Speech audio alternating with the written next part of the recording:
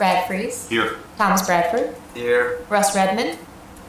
Wade Chance. Here. Jill Wenta. Here. Michelle Sherrouse. Here. Drew Enriquez. Here. All right. Any changes to the agenda as written? Jim? I'll make a motion to approve the agenda as submitted. I second. All those in favor? Aye. Nays? Motion carries. Communication from citizens? Would you like to say anything? No. Okay. Okay, our first presentation is by Mr. Tom Twyford. That's correct. All right. I have here Palm Beach Fishing Association. Is that incorrect? I see Palm Beach County Palm Fishing. Beach County Fishing Foundation. Okay. So I represent. I apologize. No, that's fine. Here to talk about the Oyster Habitat Recycling Restoration Program. Thank you for coming. Sure. Thanks for having me. I said earlier, I've somehow become an oyster nerd in this whole process, so just bear with me. I am true confessions here, I am a fisherman, so everything I say is absolutely true, right? And if I speak too long, somebody might have a gaffe around here and you can give me the hook. But I enjoy what I do, I'm very passionate about this. And so, yeah, let's get started. Jay, am I missing a clicker, or do I use? Because you sent me a PDF, I have to click through. Oh, so you just do? let me know when Okay, you're done with the slide. I gotcha. Okay, so I represent the Palm Beach County Fishing Foundation, which is the charitable affiliate of the historic West Palm Beach Fishing Club.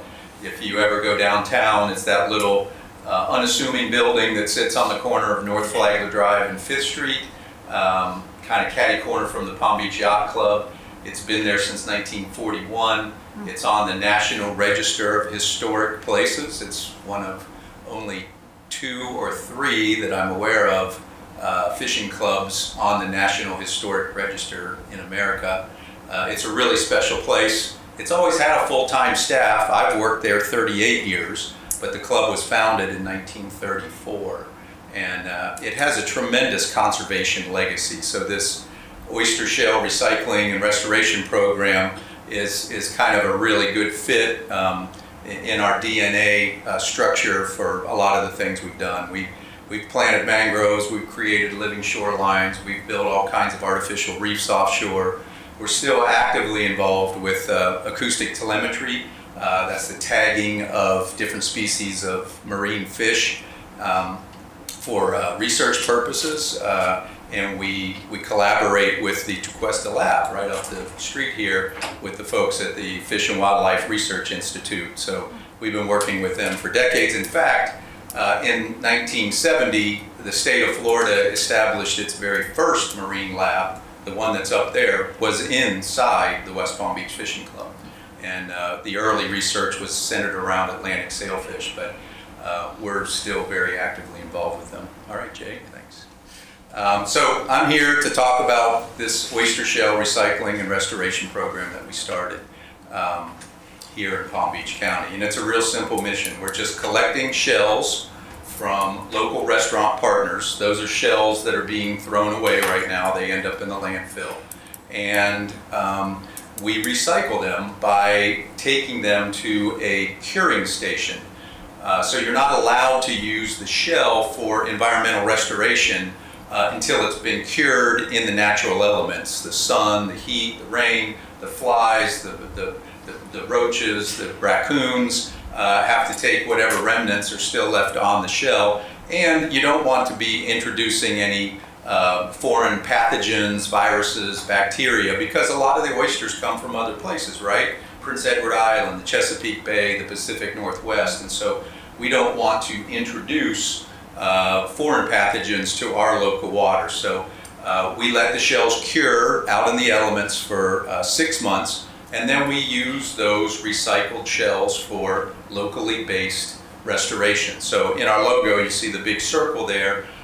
We're just trying to complete the circle where we source shells from local partners, we intercept them before they go to the landfill, we cure them, and then we use them for environmental restoration, and they end up back into the estuarine environment. All right, Jay? So the good news is that we have oysters in our estuaries. That's the Lake Worth Lagoon. Really interesting picture there. That's 1915 Palm Beach Inlet. That's Singer Island on the north side. But you know, the Lake Worth Lagoon was a freshwater system, and then when we dredged and permanently maintained a navigable inlet, it changed from a freshwater ecosystem into an estuarine system, and naturally seagrasses and oysters and mangroves recruited to the waterway. And of course we have the Loxahatchee River, which was already an estuarine system back in the day. And so over the decades, the last 100 years, we have degraded these estuarine systems tremendously through dredging and filling, bulkheading, removal of critical habitats, and then inundating these systems with not the best quality of water. And I'll talk about that a little bit more in a minute. Next, Jay.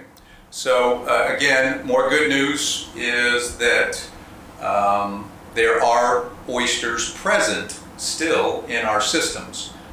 In the Lake Worth Lagoon, in the Loxahatchee River, there's naturally occurring oysters in these waterways and back canals of North Palm and here in Tequesta. There are oysters, and so that's really important to know, because that's where we will be recruiting the new oysters that we want to actually attach to these vertical oyster gardens. So vertical oyster gardens don't work unless oysters are already present somewhere nearby, because that's where you get the recruitment of the new oysters. So there's places like Snook Islands, Johns Island, MacArthur Beach State Park, where there are lots of oysters already within the system. Next, Jay. So what's important to remember is that you know, the surface area of places like the Loxahatchee River or the Lake Worth Lagoon are impacted by a much larger watershed. So this is the example of the watershed that surrounds and drains into the Lake Worth Lagoon. We call the Lake Worth Lagoon a 42-to-1 estuary, 42-to-1. What I mean by that is the surface area that drains into the surface area of the Lake Worth Lagoon is 42 times larger than the surface area of the lagoon itself. So think about that. That image there, we're getting and draining water all the way from Lake Okeechobee and a lot of the agricultural areas out west. That water finds its way into the system, the Lake Worth Lagoon. And the Loxahatchee River is no different. And there's an image there of somebody holding muck in their hand. And this is really, this is kind of the aha moment. This is a water sample that I took from Riverside Drive. I had installed about 8 vertical oyster gardens underneath one of our members' docks at Riverside Drive, just a little to the west of the railroad bridge. And so this is a bottom sample of the area underneath that dock. And what we're facing is when the watershed, when it drains into the Loxahatchee River, into the Lake Worth Lagoon, it's not just the water that comes with it. We have what we call tremendous sediment loading. And so there's a lot of very fine organic particulate matter that is in the canals and everything. And because of the head pressure of the water, it goes with the water flow towards these estuaries. And then of course the water runs up into the backside of a spillway, right? And then when we get heavy rains, or the rains in the summertime, they open the spillway up to release the water, because there's no place for the water to go, and it has to go into the Lox River or the Lake Worth Lagoon. I live on one of those spillways. I live on the C-17 Canal in North Palm Beach. I've had a front row seat to this for 38 years. And when the South Florida Water Management District designed these spillways, they don't dump water from the top like this. When it's time to dump water, the spillway opens like this from the bottom. And guess what's piled up at the back of that spillway because of the head pressure of everything draining from the watershed is a bunch of sediment. It's not toxic material. A lot of people think it's like heavy metals and really bad stuff. It's mostly organic sediment material that is drained off of agricultural lands, but also people's yards, right? Grass clippings, whatever. That stuff decomposes and it makes this fine sediment. Well, when we dump, so we get a rain, whoosh, and this push of water comes out, and with it comes this sediment loading. This has been happening for decades and decades and decades and decades here. Lake Okeechobee is full of this stuff because of what we did to the Kissimmee River. Whole nother story there. I'm talking about the impact of this sediment loading to the estuary like the Locks River and the Lake Worth Lagoon. So what happens is, when it's calm, it looks great. And good clear water is great because the light can penetrate and that promotes seagrass and then good things can happen. I don't know if you can see it there, but there's really a very fine layer of darker material. So the normal material would be sand, mostly a sandy sediment in the bottom of the Lake Worth Lagoon and the Loxahatchee River. But over the decades and decades, as I described, the sediment loading has happened. And then we get, let's say, a busy 4th of July weekend, and all those boats are out there. And all of a sudden, the water starts to get a little agitated. Okay? Now the water becomes a little more turbid because there's all these boat wakes floating around, bouncing off of seawalls. You've seen them in the river, right? On a 4th of July weekend, whatever. Now let's say we start to get a tropical system, a tropical storm. Now we get a hurricane. So what happens is this sediment loading is pervasive throughout the lagoon, throughout the Loxahatchee River, and it's smothered our seagrass, it's smothered our oyster beds, and this problem is a massive problem. What I'm talking about today is not going to solve this problem. This needs to be dealt with eventually, and I talk till I'm blue in the face about ways to deal with it, but that's a whole nother story for another day. But what happens is this fine smothering sediment gets resuspended in the water column, and then on the wind and tide, it drifts around, and then it calms down again because 4th of July is over, and this stuff resettles wherever the tide took it, wherever the wind took it. Oftentimes it's in the back end of canals, these backwater areas, or dredge holes in the Lake Worth Lagoon. So, this is the bad news. Next, Jay, sorry. Again, Loxahatchee River, same deal. See how big the watershed is. Those are natural reefs that occur in the river, but again, a lot of them have been smothered by this sediment. Go ahead, Jay, next. So, important to know, oysters are what we call a keystone species. They are critical. They provide critical habitat for all kinds of fish and invertebrates, other types of wildlife. You'll see birds and raccoons eating oysters. They filter the water. So one oyster can filter up to 50 gallons of water a day. Think about that. One oyster up to 50 gallons of water a day. So what we're trying to do is harness the natural filtering power of an oyster and multiply that by tens and tens of thousands to help mitigate this sediment loading problem that we have and to increase oyster habitat for fish and wildlife. Oysters also play a really critical role in stabilizing the shoreline. It's not as important to us here in Palm Beach County because our waterways are more narrow, but in places like the Chesapeake Bay or the Gulf Coast, oysters play a really critical role in stabilizing those shorelines. That's not as much a concern here. And then oysters also sequester carbon, so there's a lot of great things going on with oysters. Go ahead, Jay. Need to know that oysters are what we call broadcast spawners. So when one oyster spawns, millions of little oyster larvae are spewed out into the water column and they drift around. They can't control where they go. And eventually, some of them settle on what we call a hard substrate.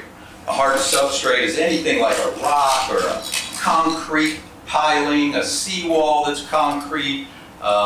You know, you've probably seen people's dock ladders with oysters on them, but a petrified oyster shell, a cured oyster shell, is like the ideal substrate to recruit new oysters. So if you have oysters present and a larvae settles on this and becomes what we call spat, we are successful at recruiting them because they love this material.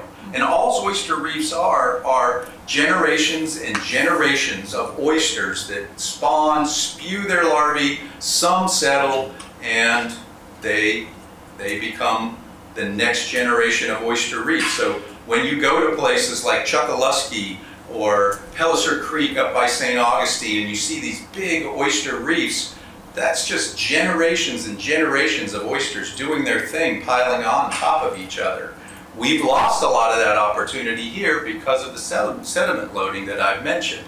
There's the life cycle of an oyster, but we have to do an end around. We need to try to do an end around this sediment loading because that's a much bigger issue that we can't solve. So, next, Jay. So what we can do is we can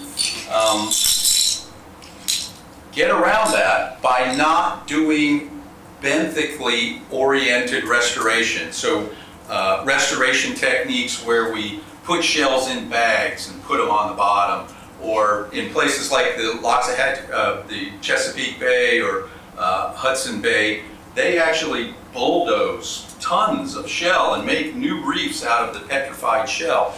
Those techniques won't work here because of this sediment loading that we have and because our systems are very narrow. What we're doing here and what I'm talking about today is nothing new. In fact, I say we're late to the party here. I don't know why we haven't been doing this for a long time, but I guess, you know, this was just the perfect opportunity for the Fishing Club's charitable foundation to step in and try and lead the way. But there are examples of what I'm talking about all over the country. South Carolina, North Carolina, the Florida Gulf Coast, Louisiana, the Billion Oyster Project. You want to get into this, it's just phenomenal what they've got going on in New York. So we're just doing what's already being done. We're trying to catch up. And these people have laid the template. Next, Jay. So we have partners already. You know, the Fishing Club has over 1,600 members. And so we've got a lot of support there. A lot of them are waterfront property owners that want these on their docks. We need shell, so we've partnered with the Breakers Resort. They have 10 restaurants.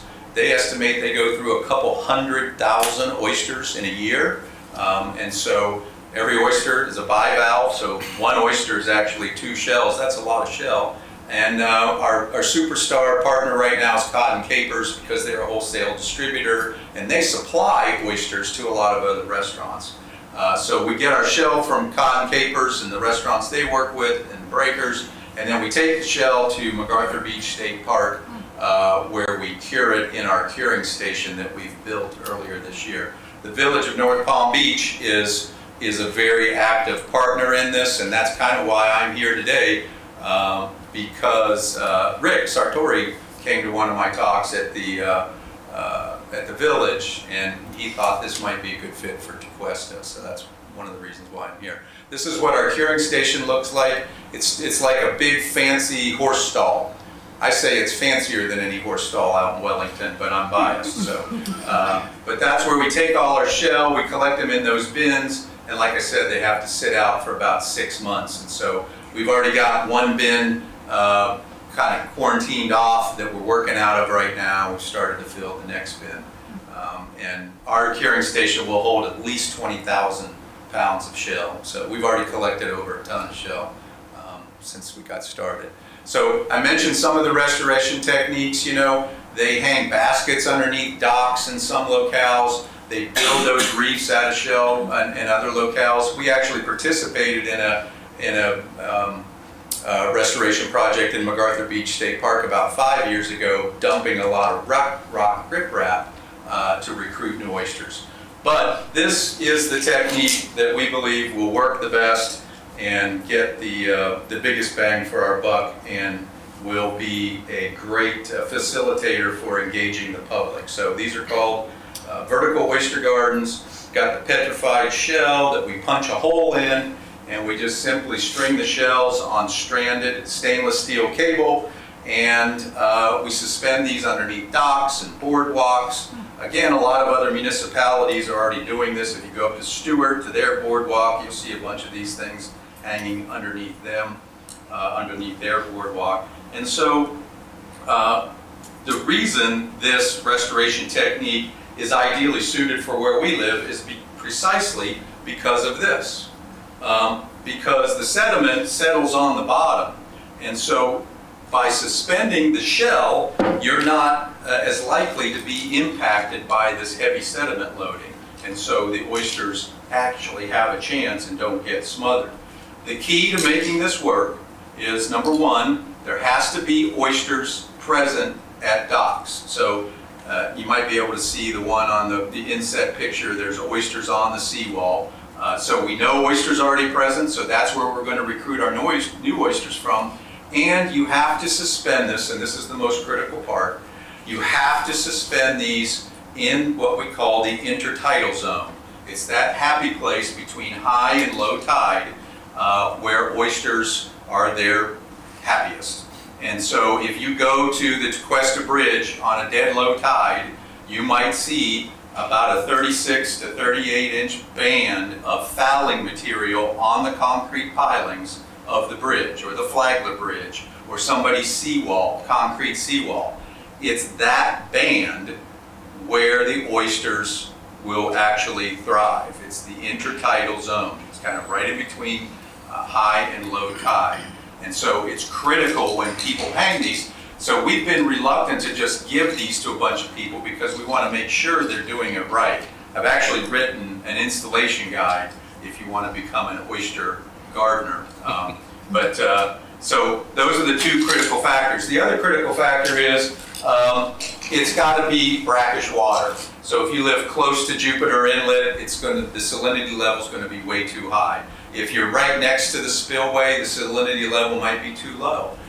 Oysters like that kind of happy spot in between, that just magic mix of fresh and salt water. But there's tons of waterways, like the canals in North Palm Beach and the ones here in Tequesta, that are ideally suited for increasing oyster habitat using this technique of edge bait. Almost done here. So just a little math quiz or example. So if we installed 1,200 of these things, we've already installed over 200, by the way, between us and the village of North Palm Beach.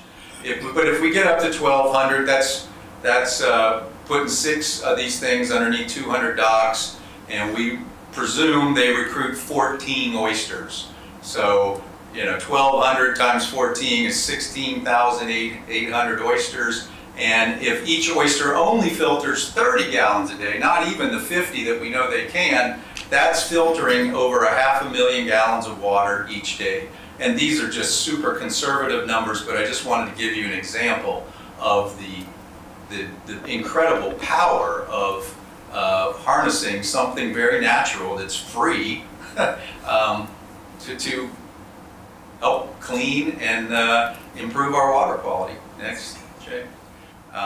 So there's some examples of places we've hung them, docks. You can see the fouling organisms on some of the pilings there, and you can see that band that I spoke of. And if you go to someone's, dock on a low tide, you'll see oysters fouling on ladders and other materials. So if they're present, this is going to work. Go ahead. So there's an example of what they look like new, just like the one I lifted here. And then there's some that have only been in the water 6 months. And there are, the one in the center there's dozens of new oysters recruited to that single vertical oyster garden. Again, remember, they filter 20, 30, 40, up to 50 gallons of water a day. So it doesn't take much of an imagination to see the power and the impact something like this could have if we are able to put thousands, tens of thousands of these out into our waterways. Next. So people always ask me, well, where did this idea come from? Who made this up? Mother Nature has been doing this for eons. If you go around red mangrove fringe, especially well-developed ones, and you look at the prop roots, you will likely see oysters like these hanging from them. That is Mother Nature's vertical oyster garden. We're just simply duplicating what Mother Nature has already been doing for a long time. Next. One of the things that I wanted to point out is it's become popular, at least I've seen it in North Palm where I live, people scraping their seawall. So the seawall on the right has been scraped. There's no boats that dock up against that. There is no reason why you need to scrape a concrete seawall. That is the original seawall that was built in North Palm when it became North Palm in 1960, whatever it was, or 59. That seawall is 70 years old. Oysters haven't compromised the seawall in any way. So people are being misled that they need to scrape their seawall because somehow it's going to cause it to fall in the water. Why seawalls fall in the water is because the tieback rods rust and it loses its support upland. But oysters have nothing to do with that. Or the cap, the rebar in the cap expands and the cap starts to crack. Again, oysters have nothing to do with that. So, boy, if you're ever talking to people and they need to scrape their, they're contemplating scraping oysters, we're losing tremendous filtering capability by scraping the seawall. So don't scrape your seawall. Next.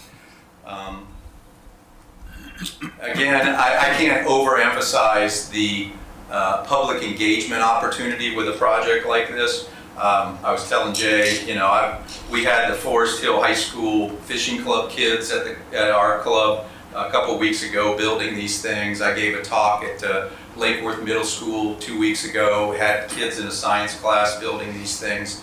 The village of North Palm Beach has been tremendous at engaging their residents, and so it's a great way to connect the public with environmental restoration and make them feel like they can actually make a difference. If they don't live on the water, they probably know somebody that does that might benefit from this. And so what a great way to help educate the public and give them an opportunity to be part of the solution. Again, I emphasize this is not going to solve all our water quality issues, but it is definitely going to help. And that's the beauty of this. We've been building artificial reefs, and we've been involved with the county's efforts to build these restoration islands for decades at the West Palm Beach Fishing Club. But it doesn't really connect the general public when you build an artificial reef. There's no opportunity for the public to get hands-on and be a part of that. There is with this, and that's the beauty of this. This is, and again, it's done all over the place. We're just late to the party here, and so we're getting that ball rolling. Jay?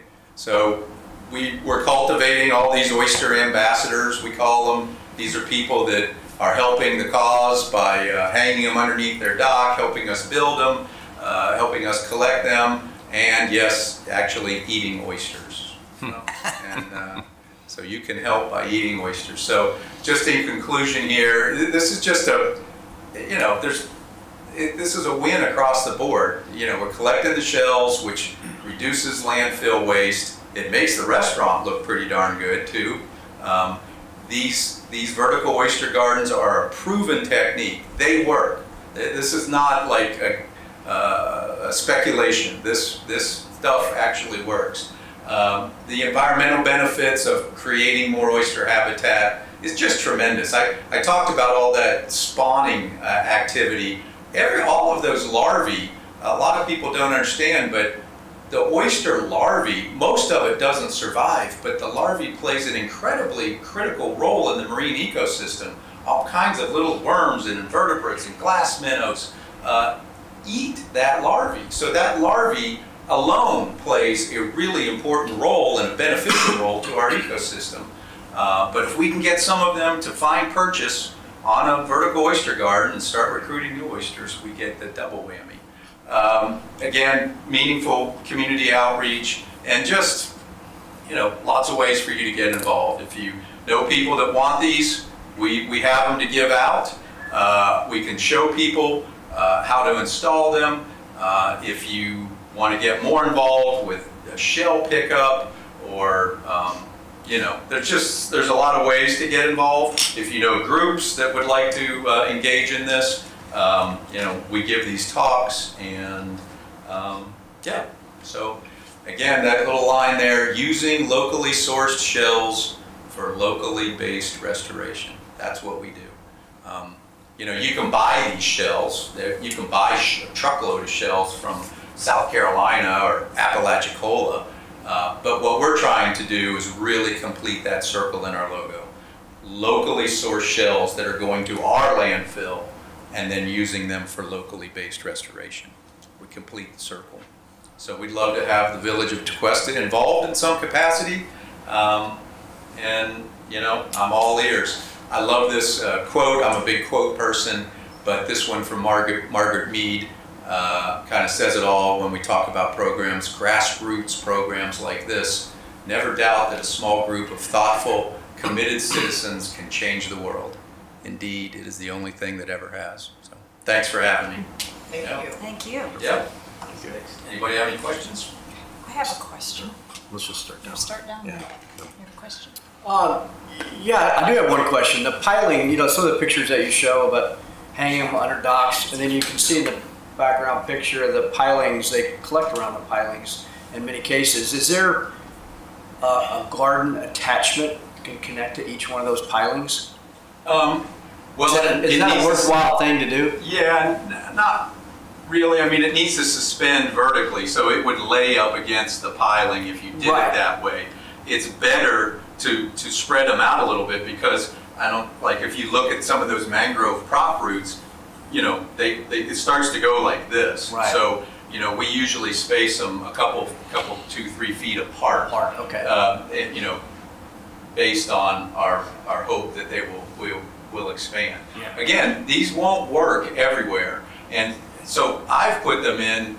We have them all the way from the Locks River down to Hypoluxo, and so we're really, because we just started this back in April. I mean, we're new at this, but in terms of getting the whole systems in place and really getting a bunch of teams out there doing installations.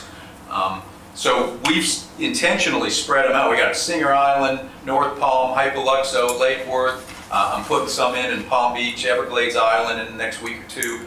And so we want to see where some of our really hot spots, our good spots are. But I've been surprised. I mean, they've been working everywhere we put them. Just some are growing faster than others. Yeah, gotcha. And that probably has to do with the salinity fluctuations. that we My have. last question is, how can the village of Tequesta help you? If you had an ideal scenario, what would you ask for? So I think there's a great opportunity for this committee, very much like the Village of North Palm is doing, for public engagement. And so their environmental committee has an event, I believe it's on November 22nd.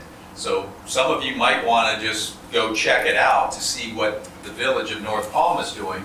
But they have a network of village residents that they speak to through Instagram and their newsletter and what have you, and invite them to come to the rec center and build vertical oyster gardens. And so they will have a supply of shells and all the tools and materials to build a bunch of these that will then be ready to be deployed. And so it's a wonderful opportunity for the village of Tequesta to do public outreach and engagement.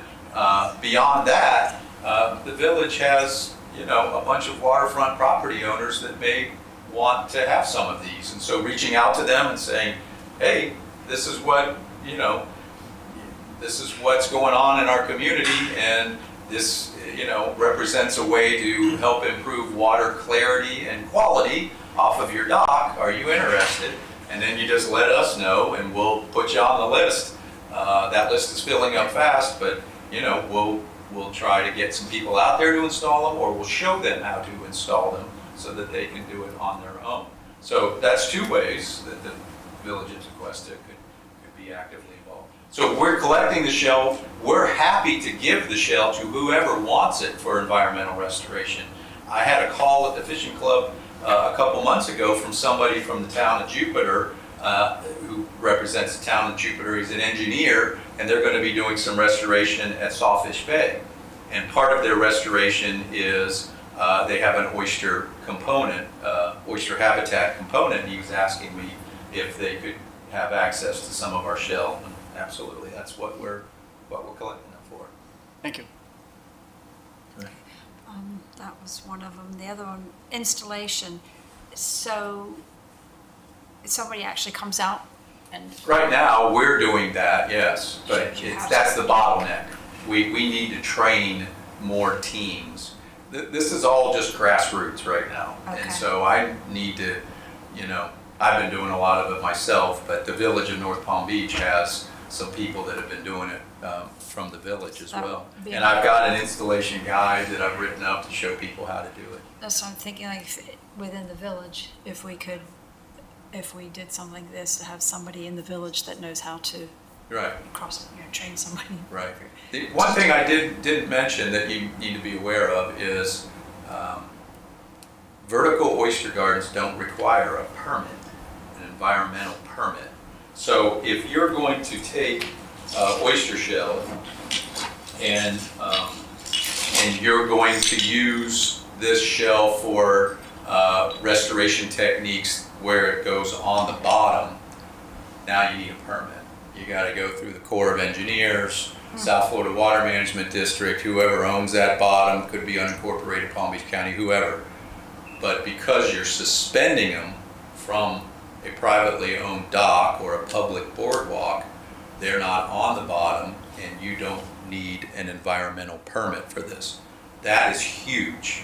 That is huge, because I don't know if any of you have tried to get permits to do work. It's not an easy process. So this not requiring a permit is huge. You just need the permission of the dock owner or whoever owns the structure that you're putting them on. That was an excellent presentation. Thanks. And I appreciate you doing that. There's two things come to mind. You talked about the ideal sweet spot for salinity for the oysters.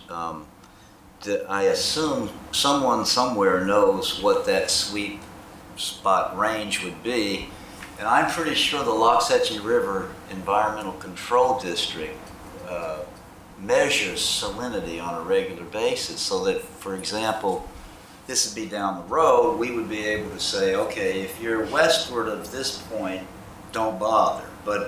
And if you're this close to the Atlantic Ocean, too much salinity, don't bother. So we would then have the sweet spot for us to work on to get people to participate. Absolutely. One thing to add to that is the sweet spot often changes because of weather, So in my dock where I live on the C-17 canal is a perfect example of that. I have 9 of these underneath my dock, and I've, over the years, tried to recruit oysters just naturally on the bottom. They get smothered a lot. And what I have observed over the years, the many years that I've lived there, is I'll get great oyster recruitment for a period of time when we don't have a lot of freshwater discharges. They're always letting a little bit of water go, and that's the way it's supposed to naturally work. But then when we get these inundations, like about 3 weeks ago, it was raining every day, right, for about 2 weeks straight. That spillway looked like the Colorado River in my backyard.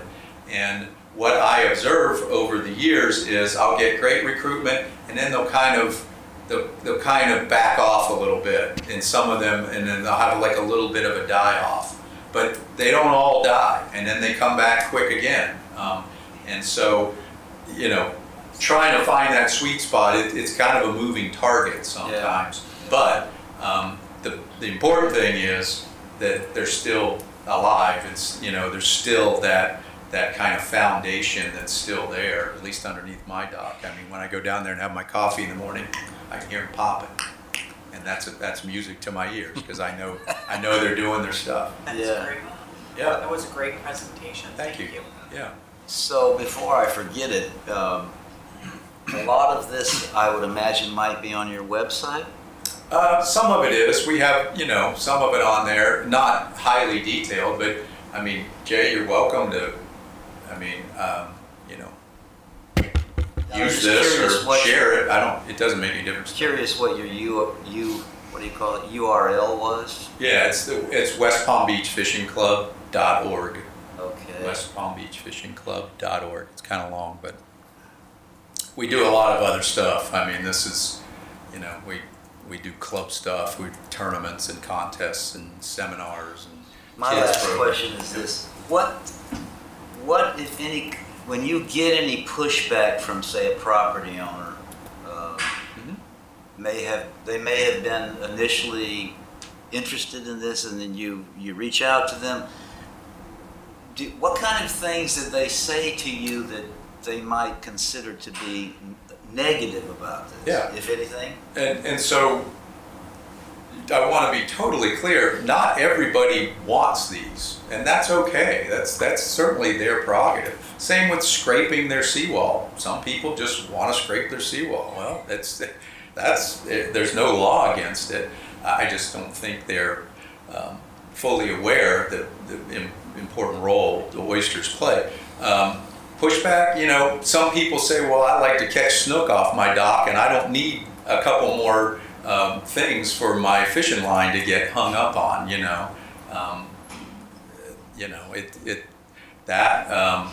if you hang them just off the side of your dock, they could encumber, like if somebody's coming up in a small boat or a kayak or something. So you don't want to put these where it's going to cause a problem for a boater or something. I was telling Jay earlier, all of the installations that I do, I get up underneath the dock on a real low tide. I always go on a dead low tide, and a lot of times I have to have a ladder and install them way up underneath the dock in that intertidal zone though.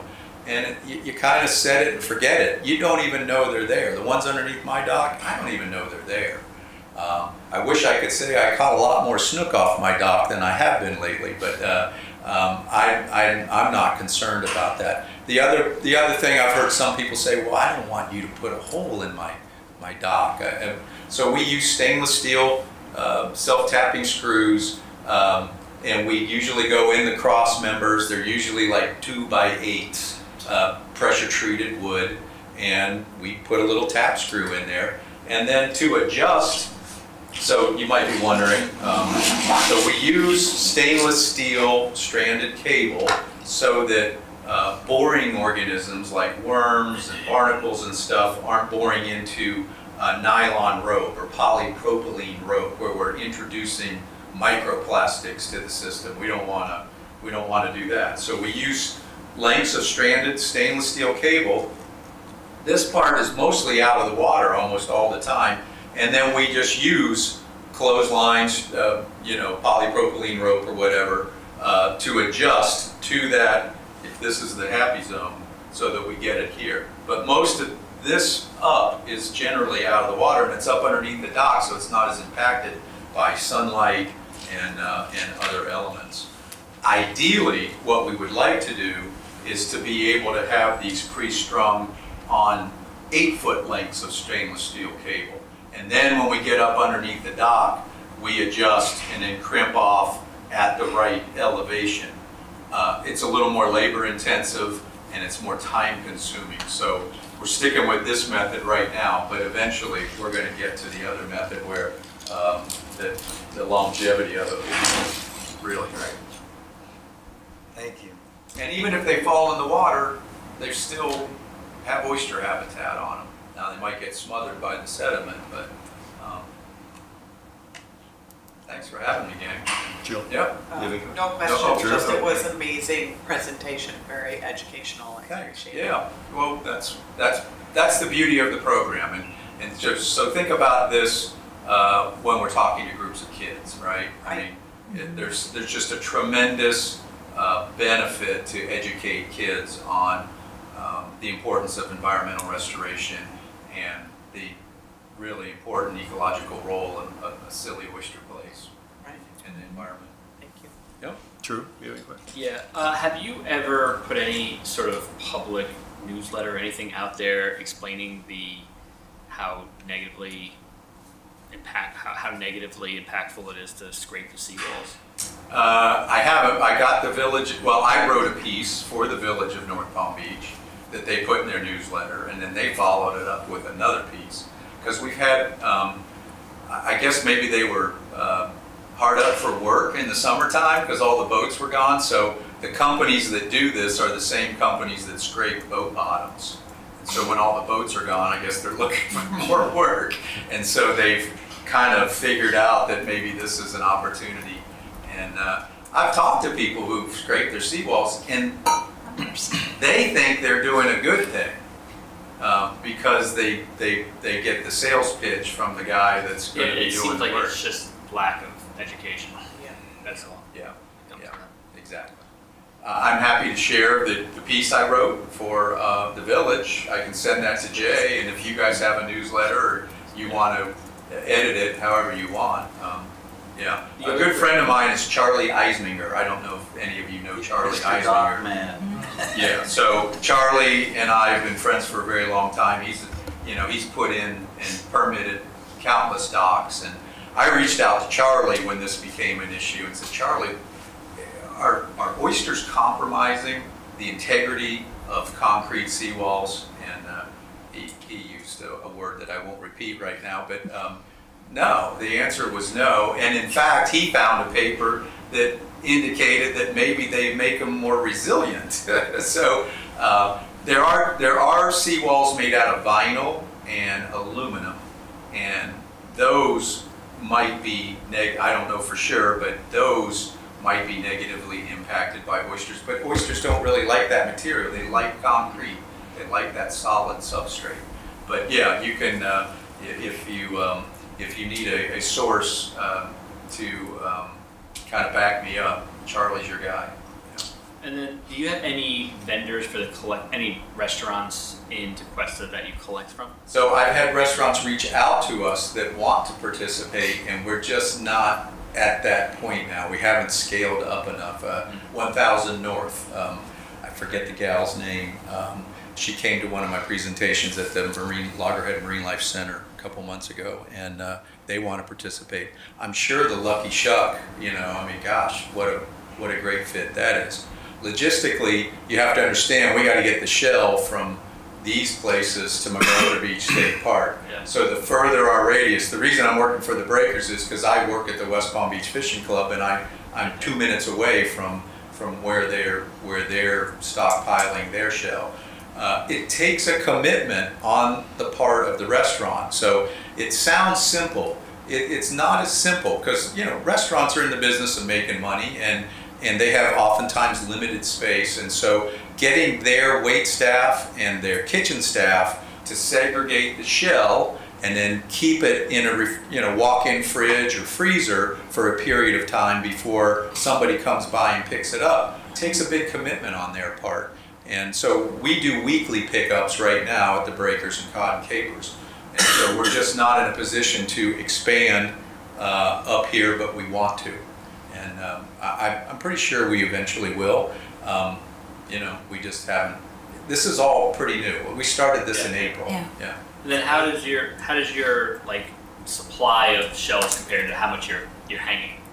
Like, are you like in lack of shells? Not yet, no. I mean, because we started collecting the shells. We built our curing station in like March, April, and so it's been 6 months. So we're just now using the shell that we collected, 6 months ago. Yeah. But the shell's piling up faster than we're getting oyster gardens out. So.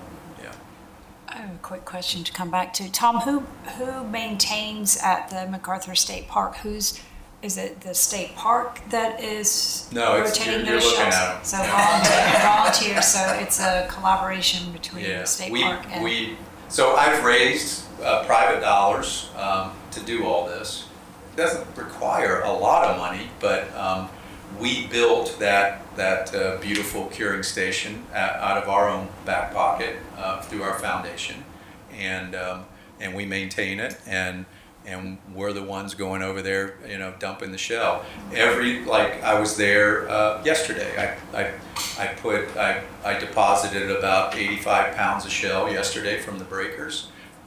We weigh every bucket of shell, so we know precisely how much shell we've collected.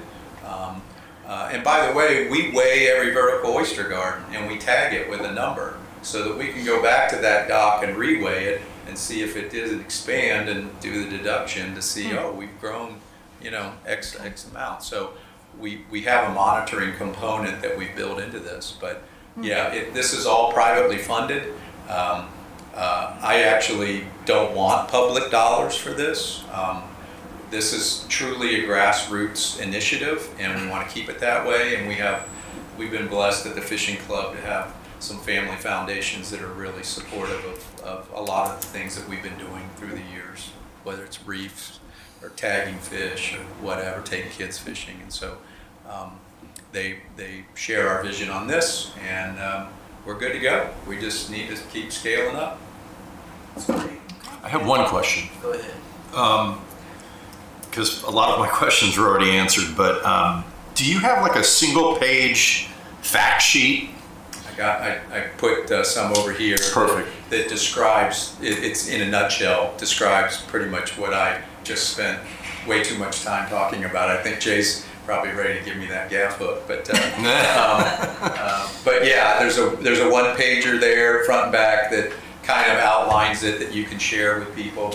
I brought some of our newsletters and our charitable foundations brochure so that you can see some of the other initiatives that we're doing. But this has taken up a lot of our time right now because there's such opportunity here. And again, it just makes, I give these talks, I've given a bunch of them, and the response has always been the same. People are really fired up about it because they see the opportunity for themselves to help make a difference and be actively involved in it. Instead of hearing about it or reading about it, they can get their hands. They can do this. And so it's just a tremendous opportunity to engage the public and really get them feeling good about environmental restoration. Is it fair for us to assume that you didn't have much problem with FDEP to use the state land at MacArthur Park? Yeah, it's funny you bring that up. Ever since what went down at Jonathan Dickinson State Park, they are super sensitive to any outsiders coming around, proposing anything. The beauty of this project, though, is that there are a couple other state parks across the state that already do this same thing. They collect and store oyster shells, so there was already a little bit of a template there.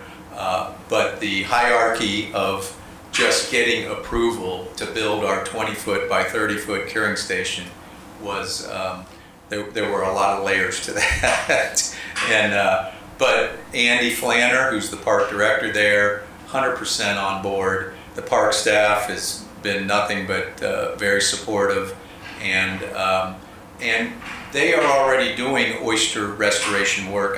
One of those previous slides, what's that bottom left one? That's one of the oyster projects we participated in at the park 5 or 6 years ago. So they're already actively engaged in oyster restoration. So this is a really good fit for them. And we weren't proposing building a putt-putt golf course or something else in the state park. It's environmental restoration, right? I mean, it's a state park. It's a natural, and everybody feels that same way about it at the park. So we've had nothing but a very positive experience with the park. Just takes a long time to get there, but we got it done. So, yeah. Thanks. Great. Thank you so much for coming. Thanks for having me. Thank you. Yeah. I appreciate it. It's very interesting. All right, Brad, Jeremy's got about 5 minutes to do his thing, so if you want to just We'll skip over the consent agenda, go straight to regular agenda, new business. Thank you, sir. Thank you. Sorry about that. Jay and I talked, so I can just kind of lead off, and then you guys can have some additional conversation. I think most of it's going to be centered around looking forward. I know Mr. Bradford been around for a while. Seems like every year we're start the strategic planning process, and EAC is kind of like at the tail end trying to put together an initiative to give to council. So we really, I put it on my notes last year to really get ahead of this process, get it to you guys early so you guys can really try to put together initiatives. So today I just really want to outline the process, and this will give you guys 2 months to really put together some initiatives to give to council. With the intent of the council, you guys are making recommendations to the council will take those initiatives, they'll prioritize them if it comes out in the priority. And what really hit home with me is I know you guys have had a couple conversations about things that require money. This is where this process comes in. If there's an issue that you want, that you think is important, you submit it through the strategic planning process. Once council, if it gets scored high enough, it's an initiative, then when we get that, we use that document to help prepare the budget and try to prepare for initiatives. These initiatives can be 1 year. Typically on the strategic plan is anywhere from 1 to 3 years. A lot of times they'll carry over into multiple years, so it may not. Some might just be a one-time initiative where we're going to plant trees, and that's for that year. Most time, like a tree initiative is probably a bad example because that's over a multi-year process. But I think you get the idea. There's some initiatives that might be very specific and a one-time expenditure. But so we're as in prior years. The Environmental Advisory Committee has submitted some initiatives for this. The topic of the agenda for this has 2 objectives today, is really to review what we have in the current strategic plan and then solicit recommendations, 3 to 5 priorities from the Environmental Advisory Committee to take to council for them to consider. In our current plan, and you guys have this in the backup, but there's about 4 items that are currently in there that I think are environmental type of initiatives. One, which you guys have had some conversations, but we have been working through it, is enhanced stormwater resilience. I know you guys have talked about some of that. A couple other items in our strategic plan. The Remembrance Park Phase 2 that got delayed, but it is still an initiative for the council as we move forward. Land acquisition to kind of preserve the green space, and then the tree planting Phase 2, which we are working through currently and still working through that. And then so those you basically have 4 pillars, which is operate physically responsible government, protect community appearance, character, and identity, build and maintain municipal infrastructure, and operational excellence. I could easily see us providing one more pillar, which is like an environmental stewardship or something like that. If we have some of the initiatives, we can break off like some of these current ones and put it into like a 5th pillar, or have it fit into one of these other 4 pillars that we already have. So the idea or the process will be very similar to what we do with council, is that by December 1st, if you have an initiative that you would like to see, send it to Jay. And what he's going to do is compile all of your initiatives that you would like to see, and he'll bring it back in December. You guys as a group will talk about each individual initiative, whoever sponsored that, and then at the end of that process, you guys will rank those, and you guys will have a ranking system. So out of you guys come up with 12 initiatives collectively, you guys will rank those and come up with your best 3 to 5 that you guys will recommend to council. When we get to the council strategic planning workshop in January, February, those will be included in their initiatives to rank. And so that'll be the process. I know that Jay has talked a little bit to Allison about if you guys submit some to him by December 1st, she can kind of look at some of those initiatives, provide some feedback, maybe provide some steps that may be needed. And then as you guys get to the December workshop, she can also, attend and help you guys talk through what that looks like. Obviously, if you guys have ideas of what it looks like, provide those to J2 with your initiative. This is what I think it is. That way there won't be any guessing game. But with that, we have, I think our strategic plan with the council has worked really well in the last several years, and that we're funding some things to really move the village forward. I know you guys have had some good ideas. I follow along. I'm a big fan of what you guys are doing. I'm always on Zoom. But I think you guys have some items that were, have some funding tied to it. And it's really hard to, throw money at it right in the middle of the budget season, but this is the process to lean forward to the next year and think strategically. So I can answer any questions real quick if you guys got any.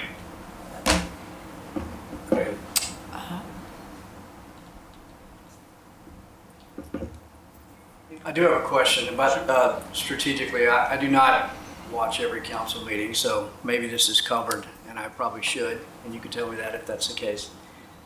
Does the council have a priority list of rankings? And if so, how does environmental topics rank into that listing? So in your agenda packet, I have a link in there to the ClearGov to our strategic plan. It has all of our strategic initiatives that we have for the year.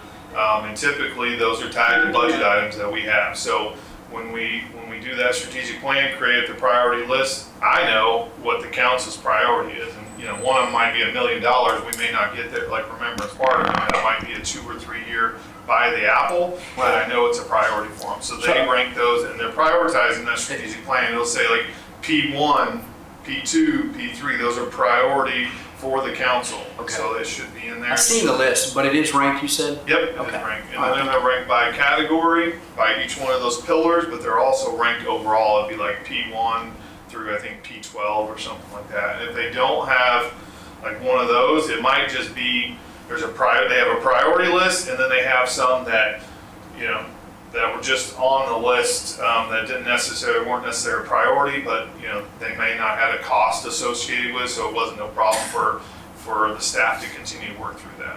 Okay. Joe? No. Thank you for doing this, because this basically puts us into the loop. There's no guarantee that anything we come up with will get funded, but at least we're in the loop. That's very good. Well, I know we've tried to do it the last few years, but it's always kind of a scramble. I think this gives you guys an opportunity to really talk about, for you guys, what's important, and that'll allow me to relay that to council, put it in your guys' priority list. So I think it's a good process. So you mentioned the link that we have in this agenda backup for us today to the strategic plan, but just for my edification, where would I go on the village website to find it? What department would it fall under? On the top of the tabs of the main website, if you go to the top, I think it's under council, and it'll say strategic plan 25-26. Click on that link, and then it'll take you to our third party, which is ClearGov, and then you can drill down to any of these 4 topics. I usually, I'm gonna say, it's time depend on my time, but on a month, should be monthly, I go through there and try to update where we are on those things. I just did it for the first time last month, but in theory, we just started the budget process in October. So last month I updated where we are on some of these initiatives. So if an environmental issue, one of those 4 that I brought out, if you wanted to see where we are on the tree initiative, if you go in there and you look, I put some notes in there, and it's not, it's nothing. Don't hold me to all that. We may be a little further behind, or ahead, but you can track all those initiatives that we have. When you talk about the priority initiatives, you can see where we are on some of those. All right, thanks. Questions? Thank you. All right, thank you. Thank you. And yeah, Jeremy had to kind of give a little bit of a rush presentation. He has a 3 o'clock meeting, so thank you, Jeremy. That was good. But I did put together a quick slideshow that shows the 8 strategic priorities that Brad presented to Village Council in September. So this will kind of give you an idea of kind of what you guys have already talked about. Obviously, you can add more stuff, maybe oyster shells, right? That was pretty cool. Number 2. Yeah, you can almost create like a water quality, improving water quality as its own thing, and tie the oyster beds and the mangroves kind of in its own category. Agree. But yeah, so we've got these 8. I'll resend them to everybody so that you have time to review them and add to it before December. And then, like Jeremy said, we'll have a workshop in December. Okay. Yep. I heard this name, I think, twice today. Who is Allison? So I was going to mention that. I was going to mention that too. So Marjorie Craig, our utilities director, retired a couple weeks ago. Oh. So she's retired, and so Allison was our deputy director. She's been here about a year. She came from Jupiter. really sharp. She was the young lady sitting over here in the corner. She's the interim director. She's really into water quality stuff. I think she has an undergraduate degree in something environmental science with an MBA as well. So really sharp. And she's going to also come to the December meeting before you have your strategic workshop, just to give you an update on some of the stuff that the utilities department has been doing, some of her initiatives. She also gave a really thorough presentation to the village council at their last meeting about everything the utilities department is working on. I'm going to send you a copy of that video. She'll give you an abbreviated version of it. But she's been kind of brought up to speed on the issue, like the storm drains, like creating new signage for storm drains. She loves the idea. So she'll come and talk to you guys in December. Did you say someone retired? Marjorie. Marjorie retired? Yeah. No, I didn't know that either. Wow, I didn't know that. So the workshop that you're talking about for EAC, are we going to set a date for that so we can get that on our It'll just be at a regularly scheduled meeting. It'll just be one of these. Okay. Yep. All right. Yeah, All right. December's kind of a tough month anyway. So I think Brad and I will try and coordinate to make the agenda manageable so that you guys have enough time to do a deep dive on everything. Okay. Is there a projected amount of funds that are going to be available for these strategic goals, aside from the operational expenses that the village incurs? That's a fantastic question. To answer you, not really. We honestly don't even generally have an idea of how much money we have to work with in the budget until I think sometime in the summer we get an estimate of how much we'll get in ad valorem taxes from the county, and then from there the budget kind of gets whittled down. So usually everyone will kind of throw all the potential funding ideas in there, and then it gets whittled down from there based on how much the anticipated budget is. And there's obviously a lot of uncertainty right now with the state. They're going to be evaluating the property tax situation. So it's going to be an uncertain budget season. But I think a lot of the things that you guys are looking at are pretty low budget items, like the mangrove project. That oyster bed thing's pretty, it's free. It's individual, yeah. But there's the signage for the storm drains, I think could also be relatively cheap. So I think my recommendation would be look for the things that you think are going to get the biggest bang for their buck and that are relatively affordable, because I don't think there's going to be a lot of play money next year. They're not going to give us $100,000. No. So you got to think. Whatever. I'm still confused about something. So Allison is the new utilities director, is that correct? Interim director. Interim. So they're going to go through a thingy, but let's say that she becomes. Why is she working on the strategic? They're having her do the strategic plan. Is that what they're doing? No. So she's coming to your next meeting to give you an update, just a brief update on some of the water quality things. Yes. Dover Ditch, whatever water quality projects that the utilities department is working on, so that you can incorporate that into your strategic initiatives. She was the lady that did that last month, right? Yes. Okay, so I watched all that. Okay, so Yeah, that was now her. I know who she is. All right, anything else? So we're going to discuss these at our workshop or next meeting, December meeting. Unless you have something additional that you need to No. send to Jay Well, I'm by just December looking like 1st. at number 7. I have a different opinion of that now since we first started. Yeah, I do too. Yeah. So we'll discuss that at our next. We're discussing it. It's on the agenda. Oh, okay. What? Oh, I thought you wanted to speak. Sorry. I'm good. Anything else on that particular? Okay. I want to go back to the consent agenda, the minutes from our October 8th meeting. Is there any changes, anything that needs to be modified? If not, motion. Make a motion to approve the minutes from the last meeting of October 8th. Second. All those in favor? Aye. Nays, no. Motion carries. So skipping down to the regular agenda, old business. So the number 4, I didn't have time to reach out and get more information, including pricing, from contractors that would be able to manage and help us pull off a Amnesty Day for hazardous materials. I don't know if anyone else did any legwork on that. No. I promise by next meeting that we'll have something to discuss on that. Anything else on the Hazardous Waste Amnesty Day that is left out? Okay. Next, stormwater drain signage. I put this in here for this agenda because it seemed like we were doing a lot of talking and not a lot of doing. And I just wanted to come to some sort of finale on stormwater drain signage. Do we want to include that in the strategic goals or initiatives that we're going to send to Jay? Jay already has the list, but for consideration by council? And if so, what are we going to ask to have more conspicuous signage, vertical signage, or are we happy with the little buttons? Because they already have the buttons and they can do that.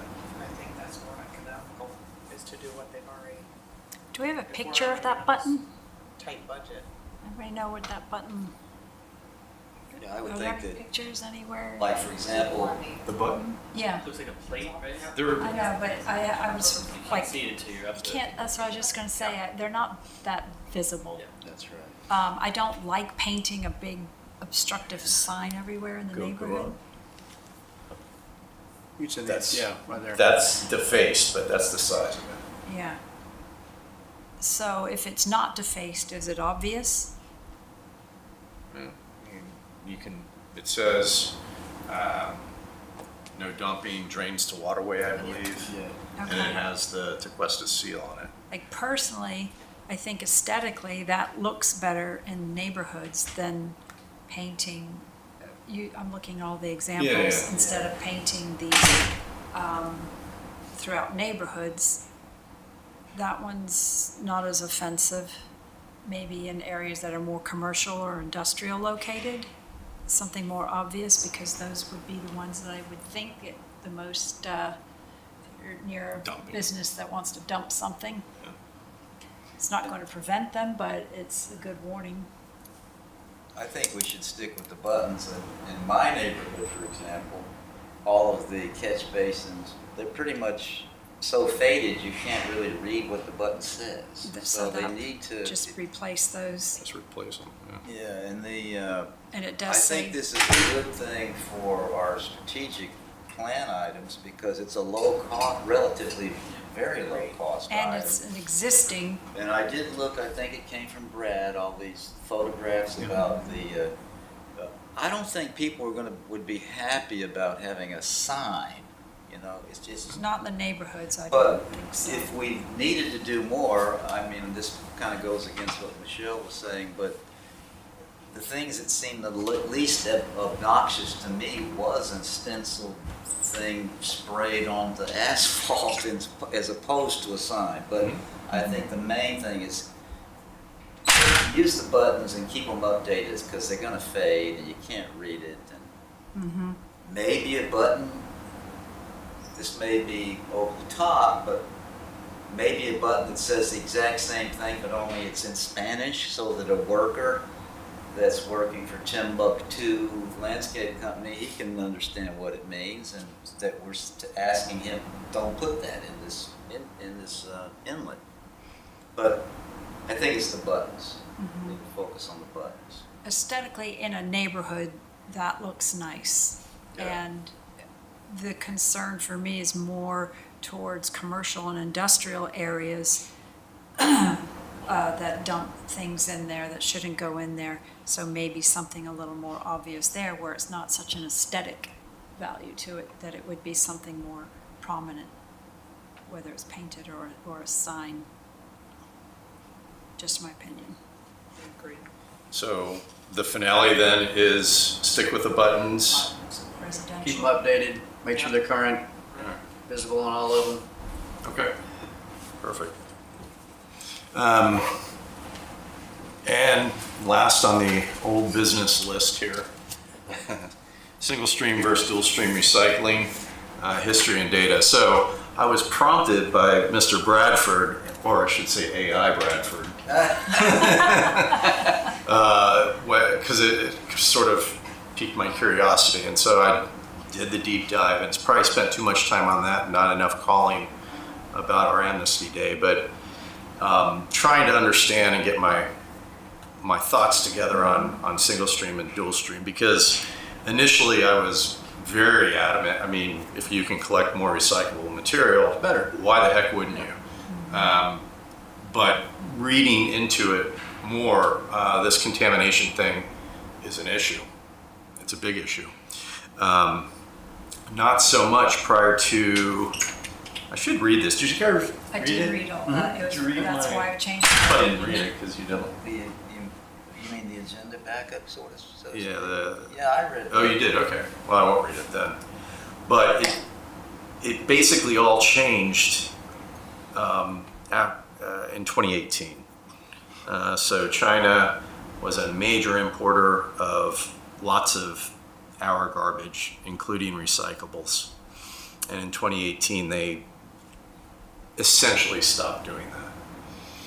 So prior to 2018, it was great. A single stream collection bin worked just fine, and it was all sent to China.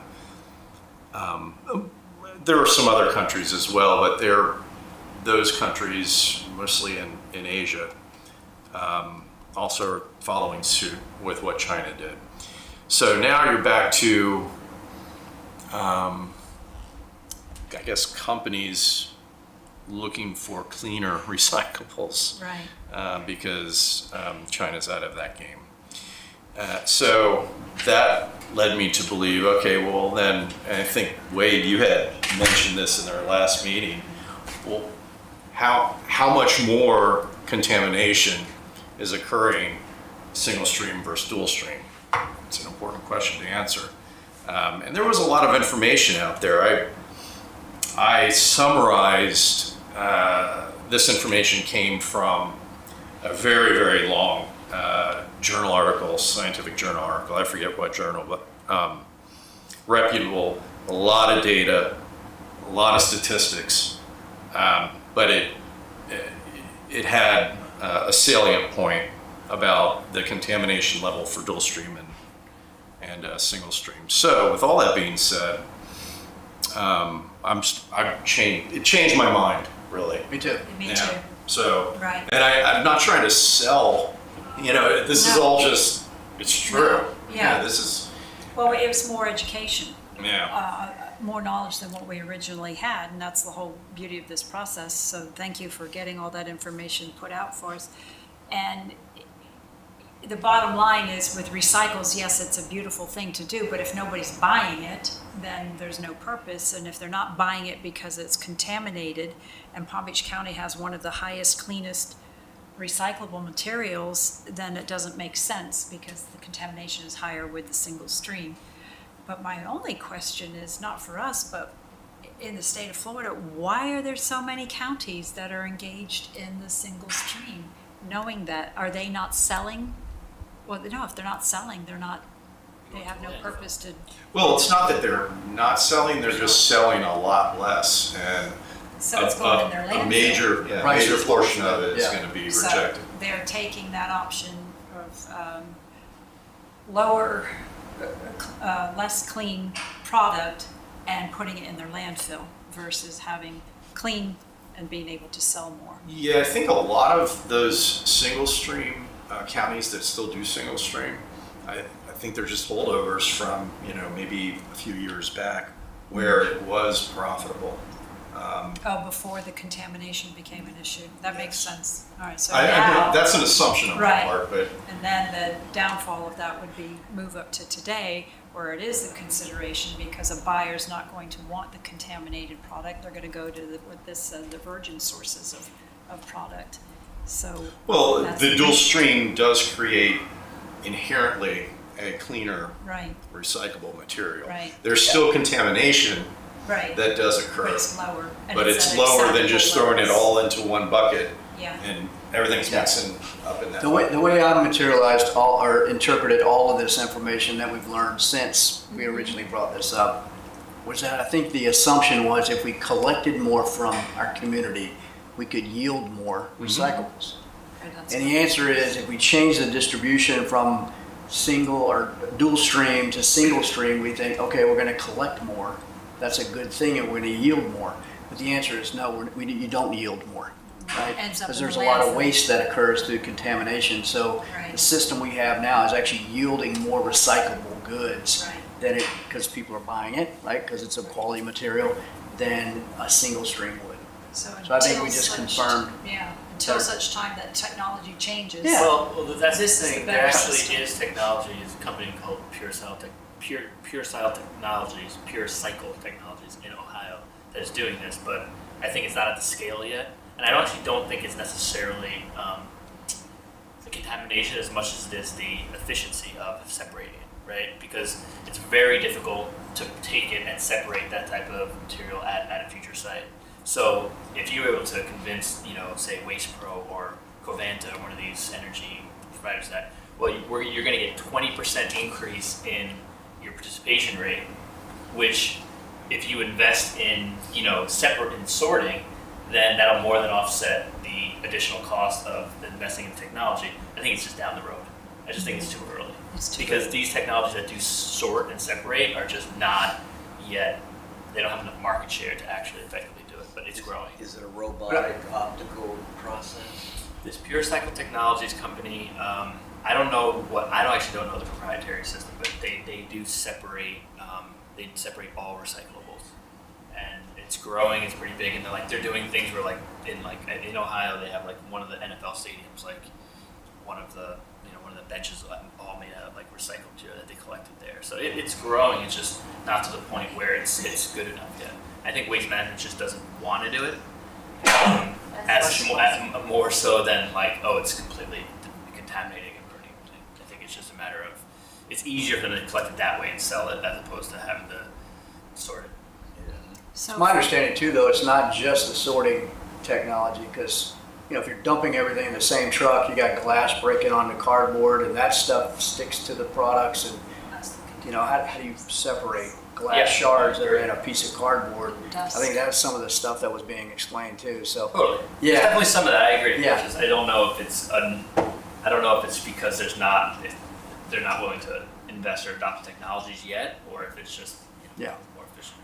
So for our concerns, is my opinion for number 7 to put that to bed. same. All those in favor? Aye. Nays? No. Motion carries. We had a good thing. It was a didn't good- know it. It was a great idea. Yeah, It's that was good to learned. learn That's about great. it. That was Education. Okay, let's just, a couple future agenda items. Any comments, general comments? No? All right, then our next meeting is December 10th. Try to get your, if you have something up and above that list of initiatives that we had already put together, make sure to get it to Jay by the 1st, right? December 1st. And you're going to email us that list again? Thank you. All right. I just have a question. Yeah. So, my first meeting, a couple meetings ago, we were going through items, and I was asking a question about insecticides, pesticides, different things that is allowed to be sprayed in Tequesta. Where can I find what already exists in the laws? In the code? Yeah. The village code? It's gotta be. You can find it in Muni Code. It's a website that has all the entire village code in there. It's tough to comb through sometimes, so if there's something specific, you can always just email me, and I'm happy to kind of direct you there. The reason I asked was does the state of Florida ban Roundup in Florida or no? But Tequesta, wasn't there something that Tequesta did years ago where they banned it in public places or commercial spaces? Yeah, don't use it. they They village doesn't don't use use it. it on village property that they own and They control. own, right. But they haven't said, we citizens, it's not prohibited. But they do There's a rainy, educate on it. and there's a rainy season fertilizer ban though. So during rainy season, there's certain things you can't use. Right, that I noticed, yeah. And there is education in the village newsletter about, what's it called again? No. Roundup? Roundup, thank you. Around So that goes in, I see it at least once a year in there to keep educating people about it. It's something that I'm pretty passionate about, Mhm. and I'd like to kind of keep pushing on it more and more public entities, getting rid of it, even on, even like from private companies utilizing it. Good. Because there's a lot 100%. of organic materials out there that do the same thing, and it's not going into your water. Yeah. Did I ever send you the template for including agenda items for our meetings? No? Well, maybe you did actually. I have not really had a lot of luck with the stuff. Okay. Could you mail that to all of us again? Oh, yeah, sure. We'll start a new file that's got all that. I think I have the email that you are using, like a personal. Yeah, I do get emails, but I'm not sure in past emails I had trouble accessing it, so maybe it's another one I never received. So why I'm saying that is, do some research on it and come up with something and put it on a staff memo and send it to Jay and myself. Yeah. And, Yeah, I figured it's too we'll put early it for on. next year, but I mean, I want to at least get it. We'll get the ball rolling. It's a and we good can one. talk about it. And If you want to look at municipal code, the municipal code of ordinances across the United States, Yeah. including Tequesta, go to municode.com and you can click on any state. If you, like for example, you click on Florida, you're going to see every city in Florida that's part of the Municode system, including Tequesta. And I use it all the time. It's a great resource. Yeah. It's .com. It's .com. Municode.com. Because I think like some other states don't allow Roundup, and I think that bans the whole state. But if a village, says no, but the state says it's okay, will the village supersede the state law, or the state supersedes the village? Right? State. that's a good question. That's a good question. I'm angry. I think our legislature took that power away from us, but Yep. I'm not sure about that. Yes. But it's a very good one, so. All right, meeting adjourned. Support. All right. Thank you.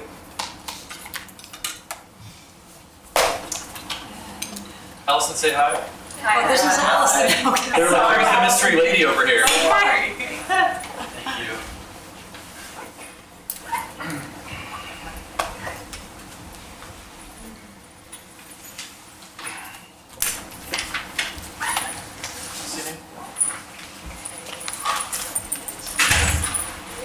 I'm gonna also send you guys an invite to the Resident Academy. I don't know if anyone's done it before or knows anyone that's done it, but they're accepting applications.